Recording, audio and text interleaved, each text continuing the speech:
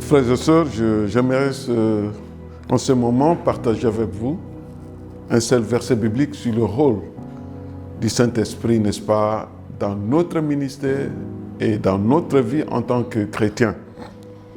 Et là, je m'en vais lire Actes chapitre 1er, verset 8. Donc je ne lirai que le seul verset 8. Ce verset nous dit ce qui suit.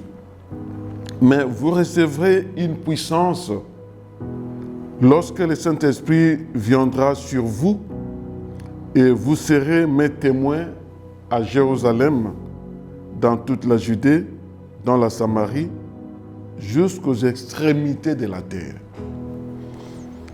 Le Saint-Esprit, dans la vie de l'Église, a joué un rôle prépondérant. Et c'est lui, n'est-ce pas, de nous équiper, de nous donner la force, l'audacité de faire face aux défis qui sont devant nous pour le ministère. Quand nous lisons les Écritures, nous allons voir que avant la venue du Saint-Esprit, les disciples ne vivaient pas une vie victorieuse. Ils avaient peur quand Jésus était mort. Ils se sont posé beaucoup de questions, mais il est parti, on a donné toute la vie à lui, maintenant il n'est pas là, qu'est-ce que nous allons faire? Et on a commencé à le persécuter. Et il s'est caché.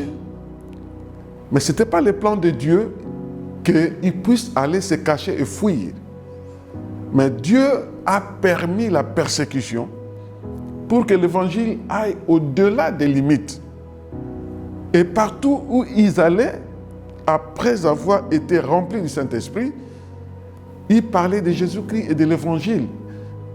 Paul n'a jamais été ici, dans l'Afrique centrale, l'Afrique de l'Ouest, l'Afrique australe, il n'est jamais arrivé. Mais c'est grâce à l'action du Saint-Esprit dans les vies là, de ceux-là qu'il avait reçus et qui propageaient la bonne nouvelle, qui a fait que nous puissions aujourd'hui recevoir l'évangile. Et la Bible nous dit clairement que quand le Saint-Esprit survient sur nous, il nous donne la puissance. Et là, il y a aussi quelque chose que j'aimerais aussi mettre l'accent sur, c'est le fait que la confusion que les gens mettent souvent, le Saint-Esprit n'est pas une puissance. Mais le Saint-Esprit donne la puissance. Mais lui-même n'est pas une puissance. C'est la troisième personne de la divinité.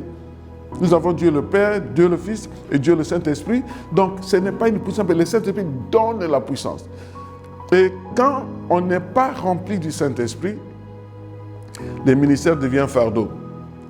Ça devient, si pas difficile, mais impossible. Il est impossible de mener une vie victorieuse sans la puissance du Saint-Esprit. Je me souviens dans les années passées, nous avions une compagnie, n'est-ce pas, de chaussures qui s'appelait Bata. Bata, c'est connu dans toute l'Afrique, dans tous les pays d'Afrique, cette compagnie était là. Et quelqu'un disait, sans Bata, tu ne peux pas faire un pas sans Bata. C'est-à-dire, il faut vous chausser toujours. Je dirais la même chose que sans le Saint-Esprit, vous ne pouvez pas mener la vie chrétienne. Parce que la base de la vie chrétienne, c'est le Saint-Esprit. C'est le Saint-Esprit qui nous donne la force de témoigner de Christ, la force de résister au péché, la force, n'est-ce pas, de faire face aux défis que nous rencontrons. C'est pourquoi les disciples avaient la victoire en allant de place en place, proclamant l'évangile, et ils ne pouvaient pas reculer. Il y a de ceux-là qui étaient décapités à cause de leur engagement dans le Seigneur. Ils savaient pourquoi ils étaient engagés au Seigneur. Ils savaient pourquoi. C'est pourquoi les gens peuvent venir vous intimider, vous menacer. Frères, sœurs, je vous encourage de rester accrochés au Saint-Esprit. Et nous l'avons reçu quand nous avons accepté Jésus-Christ dans notre vie. Le Saint-Esprit est venu habiter en nous. Et la Bible nous dit que quand il est venu habiter, il habite éternellement. Ce n'est pas un temps, il est là. Ce n'est pas comme dans l'Ancien Testament où on peut imposer les mains et le Saint-Esprit peut quitter. Mais quand Jésus est venu, il nous a dit que le Saint-Esprit habitera en vous éternellement. Donc, ça ne vaut pas la peine que nous exercions le ministère de notre propre force. Quand nous essayons de le faire de cette façon-là, nous serons déçus. Mais nous devons laisser la place au Saint-Esprit. Nous devons prier le Seigneur qui nous remplisse du Saint-Esprit. Et j'ai toujours parlé de la respiration spirituelle. Être rempli du Saint-Esprit, ce n'est pas qu'on devient parfait. On ne devient pas parfait, mais on a la force de résister au mal.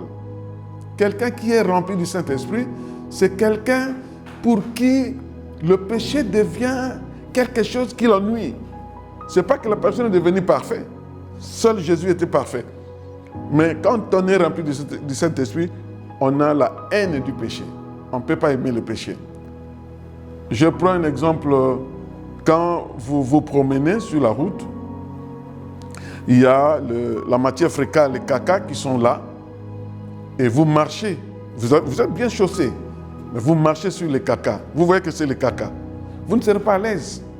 Vous allez faire tout pour essuyer vos chaussures, mais ça ne vous fait pas mal. Ça ne vous fait pas mal. Ces caca ne vous fait pas mal, mais ça dérange. Vous sentez que ça ne va pas.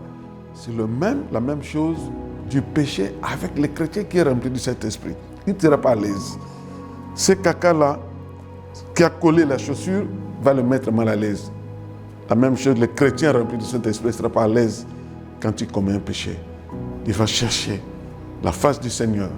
Il va reconnaître le péché qu'il a commis, demander pardon et que Dieu lui remplisse de cet esprit et puis continuer sa marche. La Bible dit, qui tombe sans pouvoir se relever. Donc, les chrétiens remplis de Saint-Esprit tombent, ils se relèvent toujours. Il a confiance au Seigneur qui va continuer, n'est-ce pas, de le soutenir. Frères et sœurs, le ministère, ne le faisons pas avec notre sagesse, avec notre force, mais faisons-le avec la puissance du Saint-Esprit. Que le Seigneur vous bénisse.